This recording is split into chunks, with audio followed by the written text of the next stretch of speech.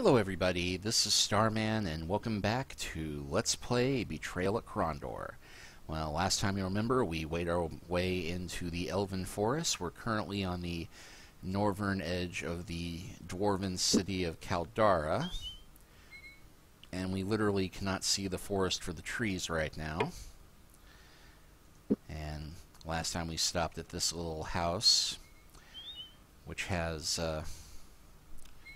couple of items that we don't have space for picking up in, and we are currently at a crossroads, and we're going to follow this path heading north-northeast because our goal for this chapter is to find the missing Prince Calin. And I've spoken before about being very important not to rush ahead. That is doubly important here because there are many places where you can get ambushed by enemies. And if you can see them coming, it helps quite a bit.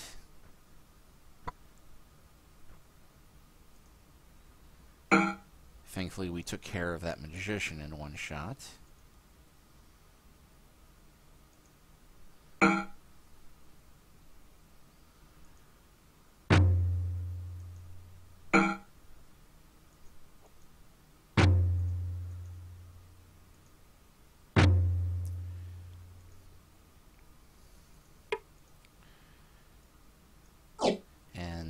Pretty decent gear on these guys, but as I noted before, we're well past the need for treasure, and yet we do have this stump. So yeah, just to double check which way we're heading. Been a while since we used the magic telescope, and you can see why I gave it to these two, because navigating through Elvandar is a bit tricky, and having that to help us is about the only way to have a decent shot of making our way around here.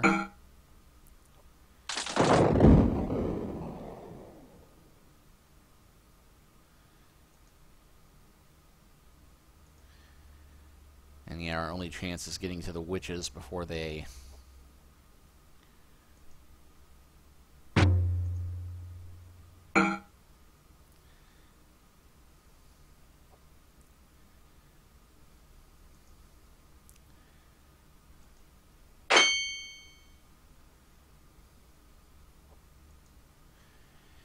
Thankfully, Owen is capable enough as a fighter that he can harry the other spellcasters very efficiently now.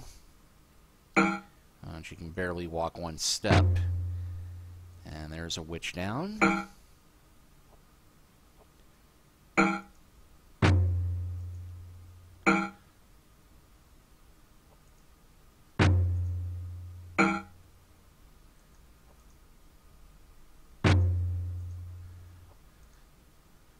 And no sense in wasting the spell power at this point. And we'll go ahead and do a quick camp.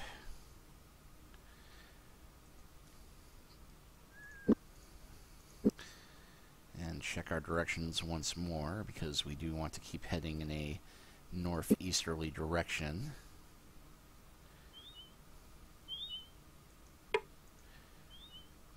And yeah, there's quite a few houses that we'll find here that don't actually go anywhere.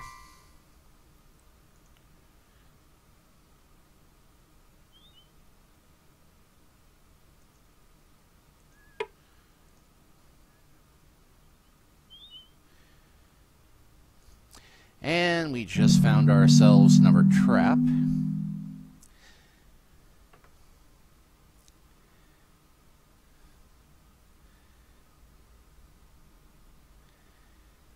Thankfully, this one is fairly easy, but it's even easier if we cheat. So we'll just have Owen do a Skin of the Dragon on Goraf, and have Goraf just run through the minefield.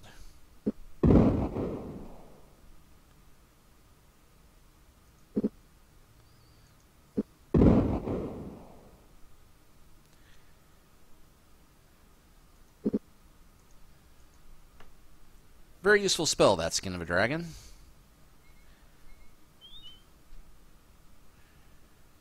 Alright, so we're going more northwest than anything. I want to head on a more northerly path. And yeah, we have a clear shot to the river there.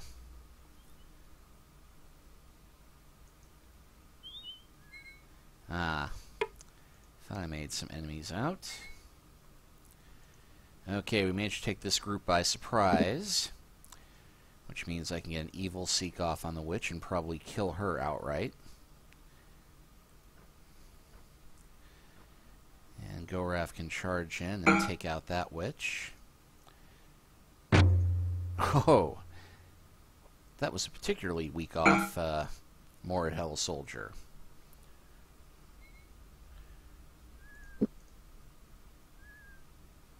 Oh no.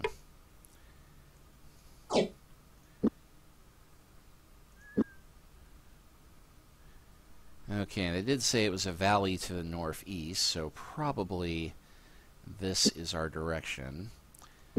But before we go in, just for no apparent reason, I think I'm going to reslot what I'm focusing on, combat-wise.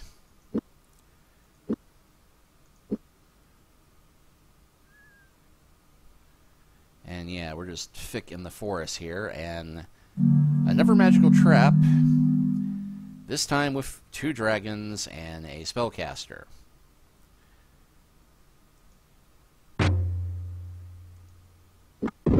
Ah! Didn't see that globe there.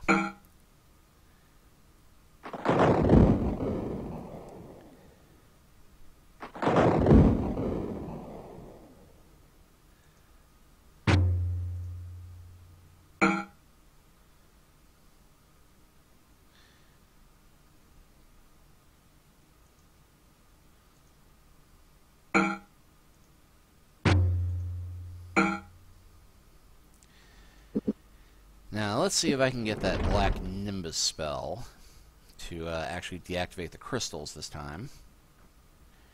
Okay, I did, which means that now I can have Goraf. Ah. Except I did not see that cannon there. And I'll go ahead and rest everybody back up to full health real quick.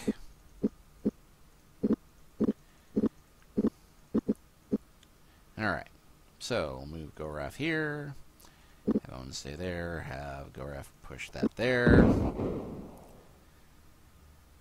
have Owen rest, have Goraf move there, and run that way, and okay.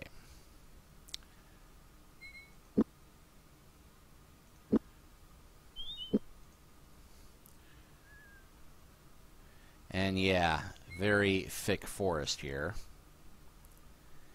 They were not alone. Graf's pulse quickened as he saw the lone figure approach, but when he realized it became apparent they were not being attacked, he relaxed a bit, squinted slightly in an attempt to see who it was who was to join them. If you had not slain that Wern, I am grateful, but I beg you to go from this place, cousin, and take with it the evil you have brought. You may not take what will not have you. You cannot harm what will not be harmed. You and your people belong among your own. I do not raid with my kin. Grant me passage, Elvandar. I have come to look upon the face of the shining moon. The old tongue. I think then that your coming will be well received in Elvandar. Tell my mother and war leader Thomas that I am well, and I will continue on toward Morlene to meet the Mordhel there. Perhaps we can yet put a halt to their raids. What is the shining moon? Is it in Elvandar? She, not it, young human friend. Your companion refers to our queen Agrarana. In your tongue it means something like the shining moon. Is the way to Elvandar passable? The attacks directed by the Mordhel have made travel a difficulty. Fires are burning all across Elvandar, and our spellweavers are hard-pressed to attend to all of them. Most roads are impassable, but the western path was clear last I heard of it. So we can go ahead and ask about survival. I'm surprised you've been able to survive alone with the Mordhel raiding over your borders. How have you escaped? The Mordhel can do little to harm the Elidhel within Elvandar, and they'd be fools to try. It would take remarkable strength of will for a Mordhel to enter the forest with any evil intent, and even a more remarkable will for him to survive such an attempt. It is part of the magic that protects our home. What about Goraf? He hasn't had any problems entering the forest. You haven't told the boy? My returning is of no consequence to him. He has his own quest to fulfill. Returning? You mean you've been here before? You will understand certain things later should events unfold as I imagine. There's still a matter of your survival to deal with, however.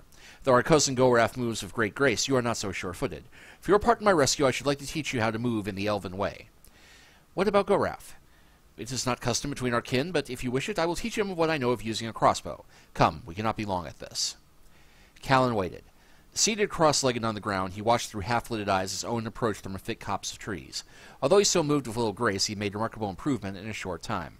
Yeah, little grace, he's got 120% stealth. Do I move like an elf now? Owen asked, a look of eager anticipation written on his face. Well, I wouldn't try to sneak up on the war leader as yet, but yes, you have learned a bit, the elf replied. Why don't you go around and try it again? You were still rustling the leaves as you approached. Once the boy was gone, Calin shifted his gaze to study Goraf's progress with the crossbow. Though it was readily apparent that the Mortal was capable of doing great damage with the weapon, his concentration was elsewhere. I am told that the call can be painful as one of uncertain in their feelings, Calin said. You need not endure the pain. We will welcome you no matter who or what you might have been to us in the past. Goraf nodded without looking at the elf, his gaze fixed straight ahead as he recited his crossbow with trembling hands and fired into the undergrowth. Hey! Owen shouted in the distance, crashing back through the brush. He re-entered the clearing. Could you be a little more careful before you're firing that thing? That last shot came too close to me. Rising to his feet, Calin shook his head. Then it is time for the listens came to an end. And we can ask about the Wyrns. Ribbons. I think that's how you pronounce it. Wyverns. Baby dragons. How have you been holding off the baby dragons? I would have thought this meant them could have burned Elvandar to the ground. Fortunately, the spells the Mortal have been using to control them aren't too strong or too complicated.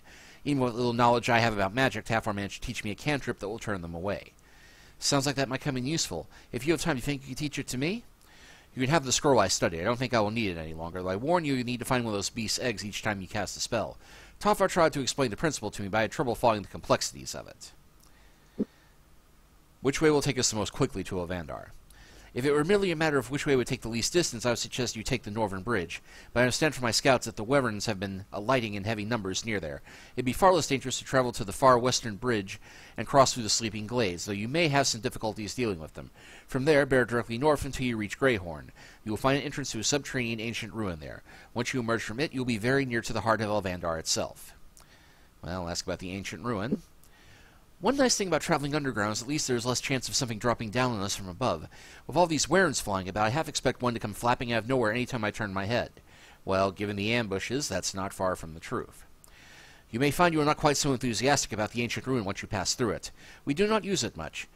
Please tell me it isn't infested with a Brachnoor or something equally repulsive. Infested. An interesting description, but not in the way you may think. None of the elven blood may easily walk its corridors without some measure of dread. It is of the Valharu, then. The war leader assures us that none of their ancient presence may touch us there, but the malevolence that permeates that place cannot be so easily dismissed. We have not been so foolish, however, as to leave it open to any that simply wish to enter it. There is too great a danger that something there has been unfound that is beyond our control. Only a few of the elves have a key that will unlock its doors. How are we going to get in, then? I will give Goraf the key I carry. That is all that is required. As simple as that? There is nothing simple about it. The force of will is taken for Goraf to come even this close to Elvandar is monumental. Unless his reason for being here is of the utmost importance, he would have fled this forest long ago. I trust him. And ask about the Sleeping Glades. You said we might encounter some difficulty with the Sleeping Glades? It is one of Elvandar's natural defenses. Those who enter them suddenly find themselves quite drowsy and will sleep for days on end. Many die in their sleep from lack of nourishment. Effective, if non-selective, I assume there is a way they may be crossed? It wouldn't be practical to live in a house for which there is no door. Though the size of the glades are variable, when you approach them you will experience a slight feeling of disorientation. There is, however, a little-known path that can carry you safely through them. The glades run parallel to a mountain range southwest of here, north of the river's fork. They are difficult to cross, but you may circumnavigate them. If you head to the fork of the river, then stay close to the mountains to the north, you should be untroubled by the glades. Okay, did we all get that very important information? And yeah, we cannot take that for the moment, but we'll just read that scroll real quick. And we do now have one more spell, and our abilities have increased, so Goraf now has an 87 accuracy of crossbow, and Owen's stealth is now a phenomenal 130.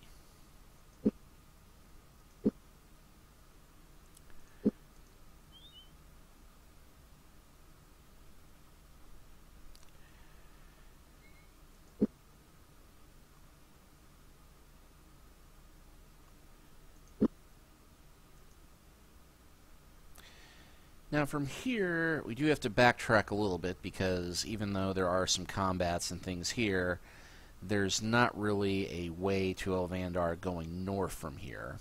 And little reason for us to explore, since we already have treasure in abundance.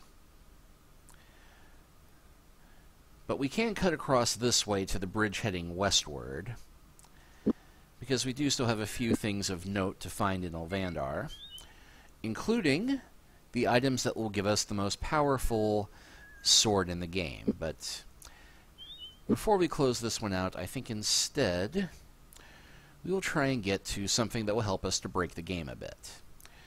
If the adversaries we faced are any indication, we can expect harder opponents as we near Elvandar. Perhaps we should try to find a less combative path. Yes, that's the hint that they suggest that you go along the southern road to the south and west, but we're going to cut north for a bit. And we find ourselves in yet another trap. This one, however, is remarkably simple.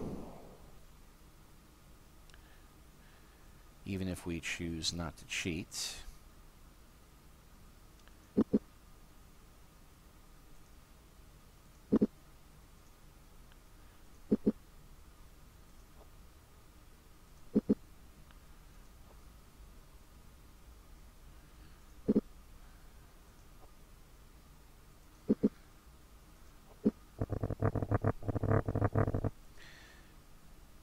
And actually, I did kind of mess this one up. Well, just a bit.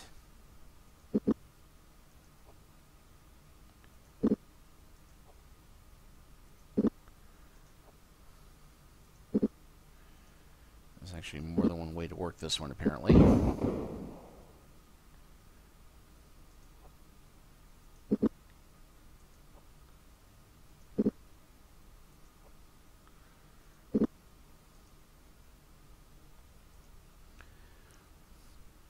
And we can just see a dragon right there on the horizon. But we managed to surprise it. So hopefully we can take out that moored hell. Yep.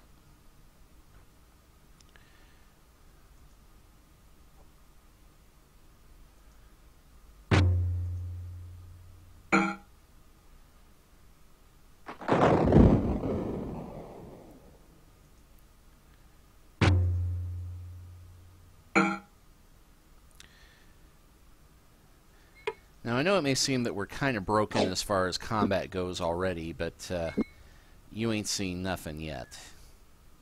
And another dragon. And yeah, we got the line about mice having a better chance. But thankfully these guys are very weak against fire.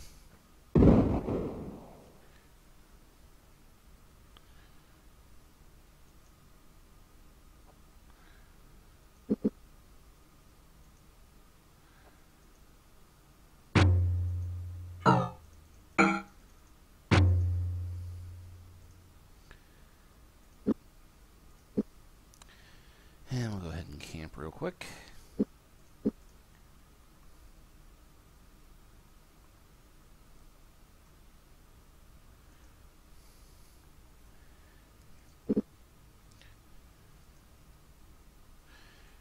And the yellow dragons are weak against ice.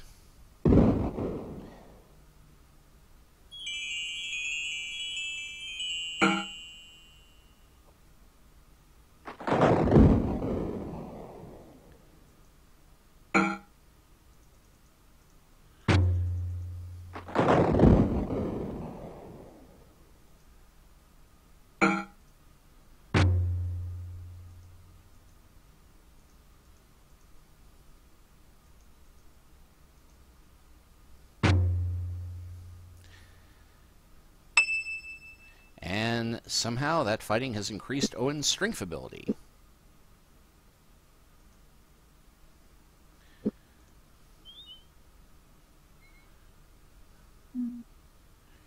Goraf motioned for silence. Though it had been years since he had led his kin through the skirts of the Eldhell forest on their escape through the Greenheart, the smites themselves were as familiar to him as the lines on the tips of his fingers, yet there was an unnatural feeling about the area they stood in. Something moves nearby, but whether it is our blood or any forest animal whose movement sounds I know. I thought I was hearing something, a high-pitched sort of whine coming from the south. It is the same sound. It might to our benefit if we were to see what the source is. What if it's something that thinks that we look like dinner? If it wishes us harm, better that we know it stalks us and have the advantage in attack than allow it to come and eat us when it chooses the moment. Don't you think? The choice is yours. Yeah, I think we will avoid heading south because I think I know what it is, and we can't actually get to it from here. But we can keep cutting west along this path. And heard a loud sound. And this may be a bit trickier than we'd hoped because, well, thankfully, I think we can take the witch out with the Evil Seek, which just leaves Owen alone to fight 3 dragons on his own. Thankfully, we did stock up on a few items to prevent this sort of thing. Release the hounds!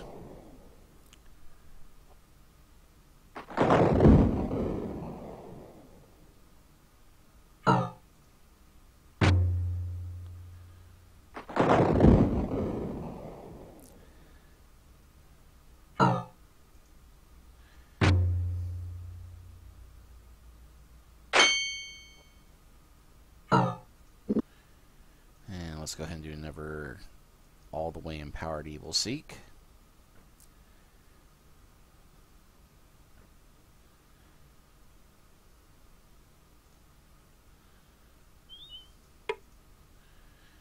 And nothing on the witch.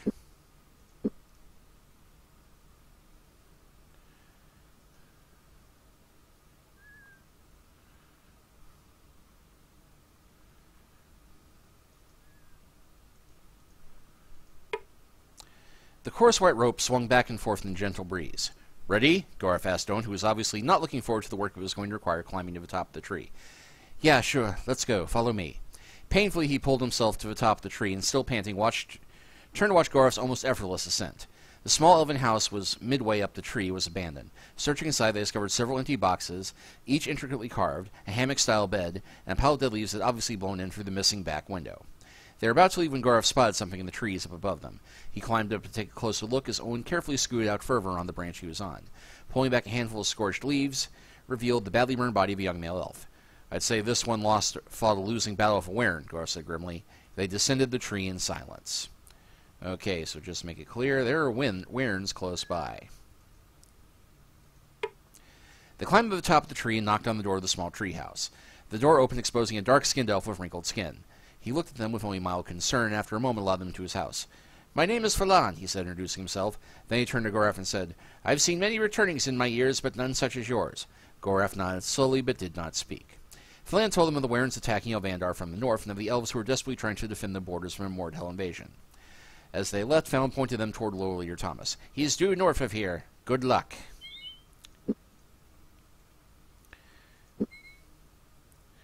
And yes, we are currently at completely different crossroads, not too far from the Sleeping Glades and where they start, but that's not where we're heading. We're in fact going to cut through the forest this way a bit to where a different branch sets off, and miraculously we did not run into any enemies in there because, oddly enough, the monsters seem to mostly set up shop along the road. And you can see a Wern right there. Anyway, Owen used the rope to climb to a strong branch near the top of the tree. Gorf quickly followed, pulling himself up just as Owen knocked on the door of the small treehouse. The shuffling sounds that had been coming from inside abruptly stopped. Owen knocked again, holding onto a low-hanging branch for support. "Please go away!" called a young elf from inside the house. Owen stepped closer to the door. "We aren't going to hurt you. We're friends of Thomas, and we need to find him." The door opened slowly, and a young elf emerged. In the room behind him, Owen could see a box and several vials sitting on a small wooden table. The young elf, though obviously intimidated by Goraf's presence, told Owen of the Mordhell and Wern attacks on Elvandar. He went on to talk with the elven army and his mission to bring them several vials of water from a nearby well. A well purported to have a magical water that could permanently increase strength. He seemed anxious to leave, so they wished him luck as he packed up the remaining vials into the box. With barely a sound, and the box tucked under one arm, he slipped to the ground and disappeared into the trees. And this well of which he speaks is actually what we're seeking. But we'll take care of the dragons first. And go ahead and do a quick Fetters of Rhyme to freeze the one.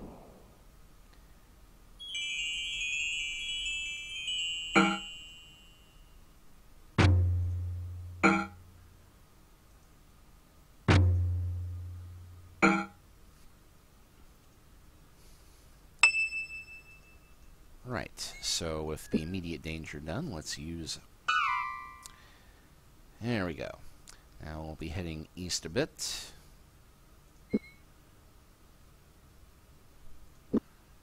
Almost due east from the look of it. And bingo! Here's our well. But before we use this well...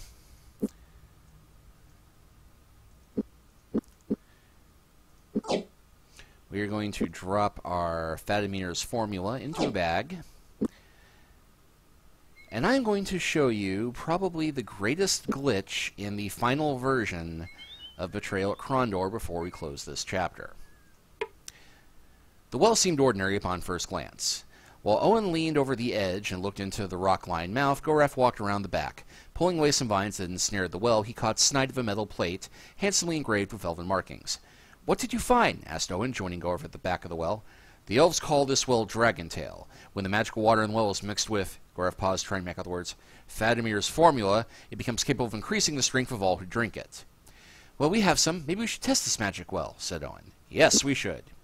Owen took the vial of Fadimir's formula and slowly emptied its contents into the well. "Nothing seems to be happening," he said. "Perhaps this was another Mordehel trick." "Perhaps, but not all the magic in this world must be accompanied by twinkling lights and swirling fire." Goref dipped a cup into the well and raised it to his lips. Glancing at Owen, whose eyes appeared to be twice their normal size, he tipped back his head and let the cool liquid rush into his mouth and slide down his throat. A wave of heat rushed through his body, then a wave of cold. He closed his eyes as tiny invisible fingers grabbed at his chest, then radiating outward spread to his arms and legs, then his hands and feet.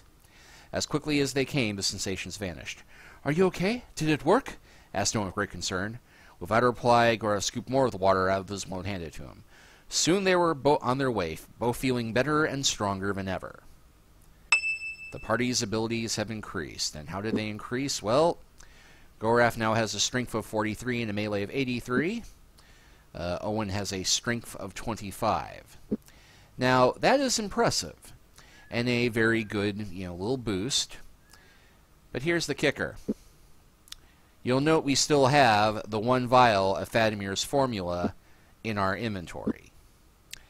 Now here's where it gets crazy. In the original version of this game, this was bugged to where you could just have one vial of Fadimir's formula in your inventory, click on the well, it would boost your strength a few points.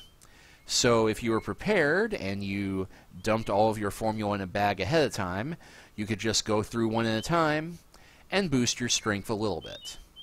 Well, they tried to fix this in the final version of the game, the 1.02 patch as I understand it, but they messed it up because now not only does the glitch remain, now it doesn't take the formula out of your inventory. So as long as you have one vial of Fadimir's formula in your inventory, you can keep clicking here and boosting your strength every time you click. So, and it goes up 3 points every time.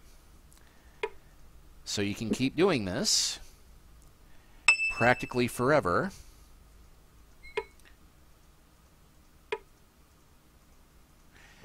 And boost your strength to rather insane limits. So yeah, Goref's at 52, Owen's at 54. Now, of course, this will only go so far. I mean, with a weapon in your hand, you can only go so far. And you can't get your strength any higher than 255 because this being old school video game, the limit is 256 on anything because everything is based on 8, 16, 32, 64-bit architecture, so 256 is the maximum. So if you ever wind up getting your strength to something where it would be, say, 250, and then you have something temporarily boost your strength, which can happen later in the game, you'd wind up having a strength of 3, and you'd be hard-pressed to win the game. But I'm going to go ahead and play with this a little bit and boost Owen and Gareth's strength to something insane, but not potentially game-breaking. And when we come back, we will continue exploring the rest of Elvandar as we flex our manly muscles. We will see you next time.